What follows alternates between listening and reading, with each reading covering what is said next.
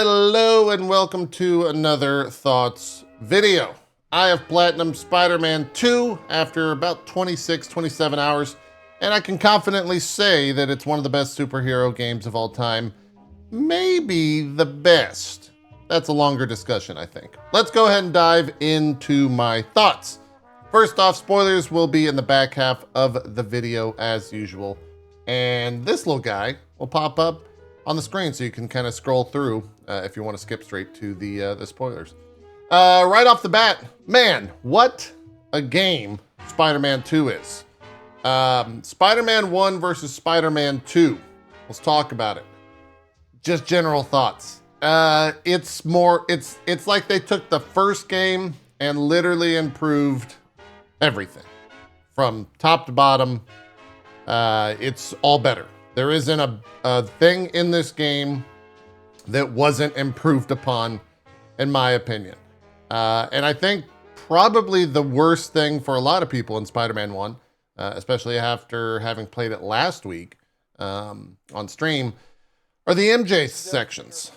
The MJ sections are back in this, but they are, I would say very much improved. They do have somewhat instant failures, but they kind of have a clever story tie-in as to how she can do what she's doing, because she's a little bit more combat focused this time around and not kind of a helpless damsel. In the first game, she acquires certain tools to kind of help her during all those MJ sections, but yeah, they're much better in this. I generally had a pretty good time with them. I played on the hardest difficulty. And I didn't really have, I think I maybe failed 3 or 4 times on them and was not super frustrated. Peter versus Miles. It's Spider-Man 2. There's 2 Spider-Mans, aka the Spider-Men. And I had a blast playing both of them. I think they both have kind of their own way to fight. And I think as the game progresses, that kind of changes, and it does a pretty good job of, moving you from Spider-Man to Spider-Man narratively. For the most part, you can swap to any Spider-Man as whenever you want, and it's rather seamless. There's no, if there is a load screen, it's like maybe 5 seconds. You just press a button and you're immediately the other Spider-Man. There are a couple times throughout the game where you're not able to swap, but that doesn't last for very long. And they kind of keep it narratively tight in that regard. Who did I prefer? I think Miles is pretty good. He has some like giant AoE abilities that are pretty OP. But at the same time, Peter's also very strong. I enjoyed them both, really, to kind of give a cop-out answer. I thought they were both fantastic to play, and I had a great time playing both of them. The side quests in the game I thought were fantastic. They are absolutely worth doing, especially if you're a giant comic book nerd. Some of the references are pretty deep. Some of them not so deep, but I would say they're very, very worth doing. Not only for just the XP and things that you get in-game, but for the narrative POV. I would suspect that a lot of those are going to be kind of threads that pop up in DLC, if they do DLC for this game. If you are to do none of them, I highly suggest you do the quest line with the Flames. Just do that. You'll thank me later, especially if you're a comic book nerd. I kind of am surprised that wasn't part of the main story. But yeah, it's worth doing. It's worth doing. In terms of 100%ing and getting the platinum trophy, wasn't super hard. Took about 26 hours. The trophies are pretty easy to get. By the time you finish the game, as long as you've done all the side quests, you can get it pretty easily. There's not that much kind of extra work, as it were, to do to get the platinum. I think it took me about 3 hours after finishing it last night to get everything. So let's talk about the villains real quick in the game without really spoiling anything. Craven, he's been all over the trailers. He's in the title. I would say a pretty good Kraven. I really like kind of how he handles himself and how they introduce him, and kind of the reasons for him being around. And the voice acting is phenomenal. Thought Kraven was really good. Obviously, Venom is you get 18 inches, 19 inches of him if you get the collector's edition. He was fantastic. But I will say neither of them are my favorite villain, and maybe we'll get to that in the spoiler section. Speaking of villains, the boss fights in this title were very much upgraded from the first. It's no longer like hit 3 times or do a thing 3 times. They have a life bar, and they have a little dot next to the life bar to tell you like, hey, you're gonna have to drain this life bar 3 times, 4 times. Playing on the hardest difficulty. Before I was kind of rushing the main story, it was pretty difficult. Some of those fights were not easy. But after I went and kind of got all of the upgrades and got some more damage on my guy, I wouldn't say they were easy on the hardest difficulty you could play on the first playthrough. But they were fun. I enjoyed kind of the back half of the game, having all of the stuff unlocked and the boss fights. Definitely improved upon from the first. Now to kind of the more generic things, graphics. I played on fidelity with VRR turned on, which I think means it was running at 4K, 40 FPS. It was generally fine. I don't really have too many issues with it. I did watch some 60 FPS gameplay. I don't know what resolution it runs at when it does 60 FPS. That being said, do I wish I would have played it at 60 FPS? Kinda, yeah, kind of. I don't really know the graphical improvements because I haven't really seen a side-to-side. I would say go check out Digital Foundry if you want to see that because they probably went through all of that stuff. But I would say probably play it at 60 FPS if you're curious what I would favor. But I played the entire game at around 40 with variable refresh rate on, and it was generally fine. Performance-wise, it never really... Well, that's not true. I was going to say it never really had any issues. I think I crashed 3 times, which I have not really had happen on a PS5. And that's just like a straight up hard crash. Luckily, the game checkpoints and saves a lot, so I didn't lose any content. I just loaded back in, and I was right there, ready to go. And performance-wise, I had like I wouldn't say it's performance, but I had a couple graphic issues where, particularly very late in the game, there was a texture missing on one of the characters, and they had a really long neck. It was very strange. If you watch the VODs on Twitch, which all the VODs will remain there, you can go and look and see that it was a little weird. It was a little strange. Yeah. Audio-wise, I play with streamer mode on. They do a lot. They do a lot with some different music in this game. There was a couple side quests that were very sad. In fact, I would say like a lot of the side stuff is actually incredibly difficult to get through from an emotional perspective because of how sad they are. And they tie that in with music, which I thought was fantastic. So definitely don't play with streamer mode on if you're not a streamer. And if you are a streamer, if you were walking around and swinging around and there's no music playing, it's probably because there's DMCA music playing. You might want to toggle it off. It's worth it. Voice acting, the game is very well voice acted. It's got all the returning voice actors from the first title, as well as a standout cast for all the new characters. I don't really have a bad thing to say. I thought all of the lines were well delivered, and they were campy when they needed to be campy, and they were cool when they needed to be cool. And I thought Venom, when you look at Venom in other media, you kind of tend to think about that movie and this stupid thing just saying Eddie over and over, and they do Venom right. They do a very good job of making Venom scary and not silly like they have in those other films that were terrible. They made 3 of those. Did you know that? Awful.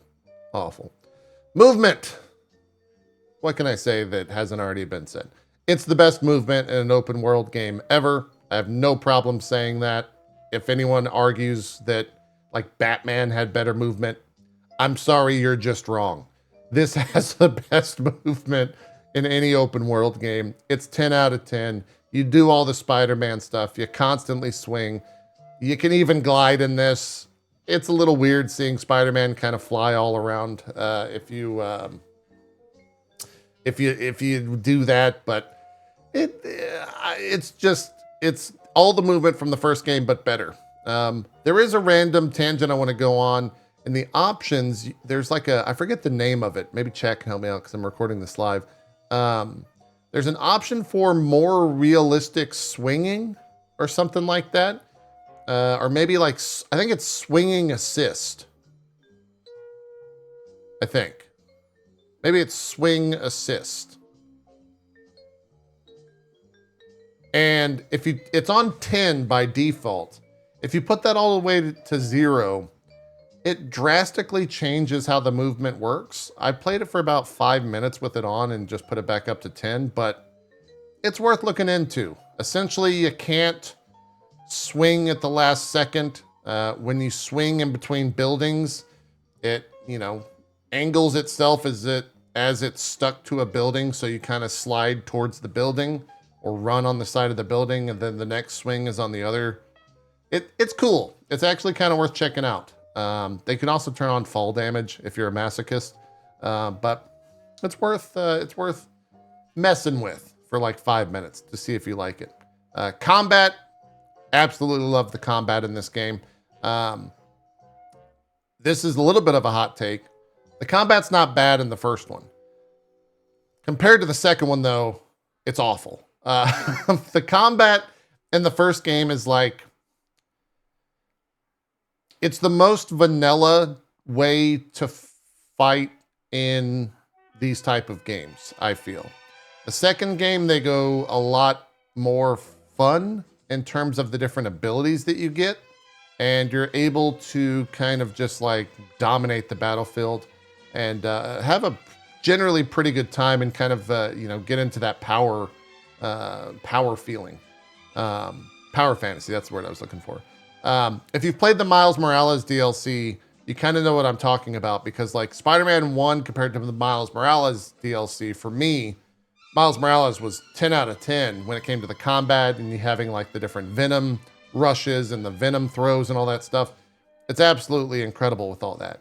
It's more like that in Spider-Man 2, and I think it really adds to the power fantasy, and I had a pretty good time with it. Skill trees, to kind of talk about character advancement. There are 3 skill trees that you could choose from in this game. There's Peter's, there's Miles, and then there's kind of like a Spider-Man, a generalized tree. And I think it's handled fine. I got more than enough skill points. I never like thought, man, I wish I would have spec'd in this other skill tree instead of this skill tree. You can't respec that I saw, but you take a skill point, you're generally going to have like a little improvement in power and kind of unlock some more stuff. I didn't have any issues with it. I thought it was fine. Difficulty wise, before we get to the story stuff here at the end, I thought difficulty was well tuned. I have not played on the hardest difficulty. I was only playing on, I think, Spectacular, which is the highest you can play on a first playthrough.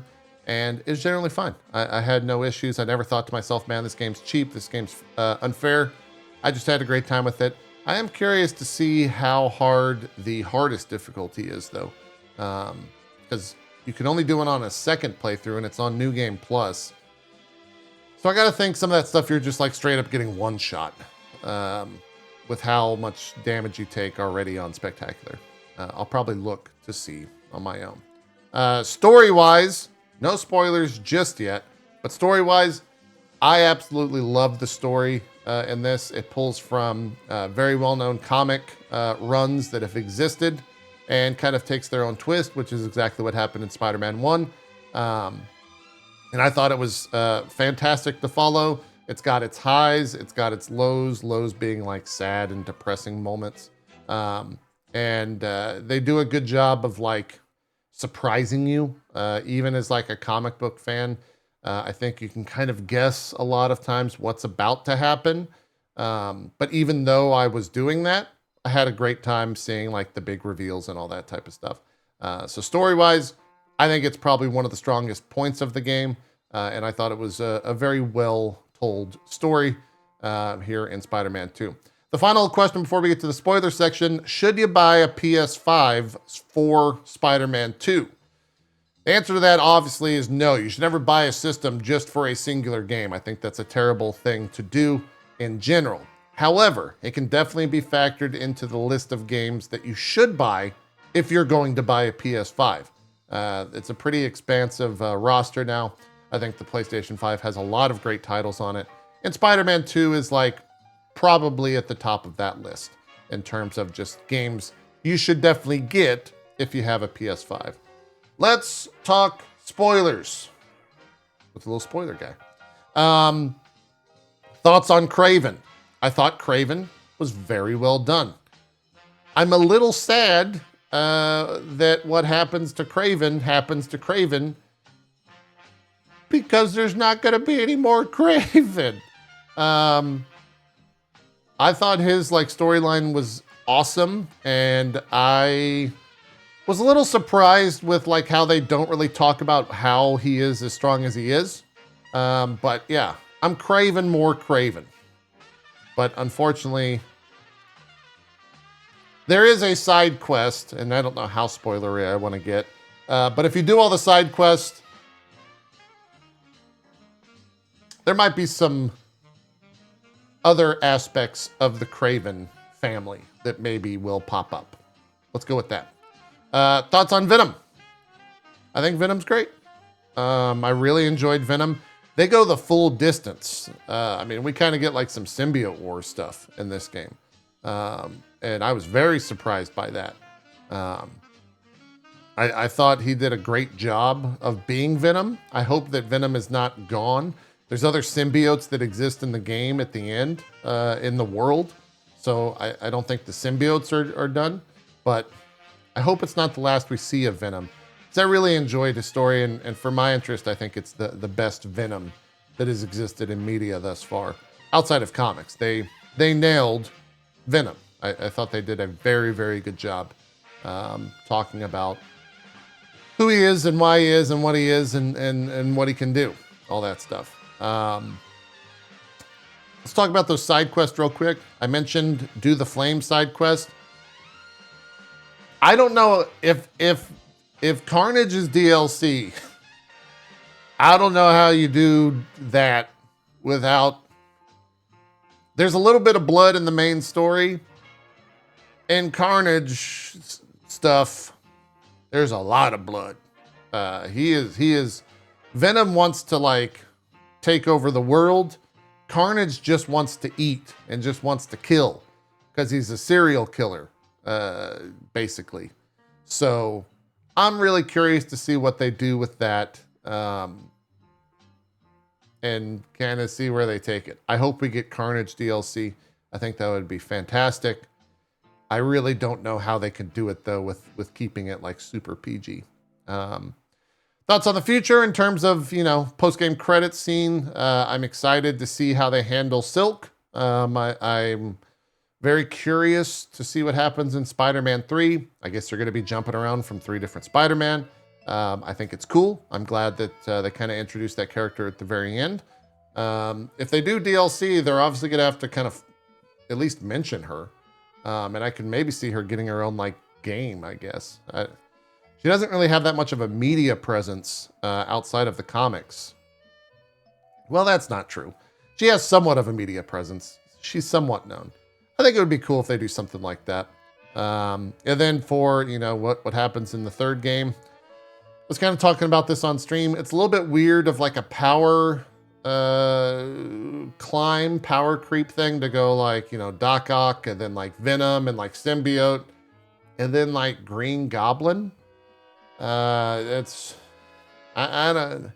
Like Green Goblin is like the big, I don't know. We'll see how that goes. They did show a lot of null things in this game with like the different signage and all that stuff. But there's no way you can bring Null into this franchise. He's like to get really nerdy, he's like a cosmic threat. Spider-Man's not just going to be fighting Null in New York. That's like a bunch of power levels above what Spider-Man is.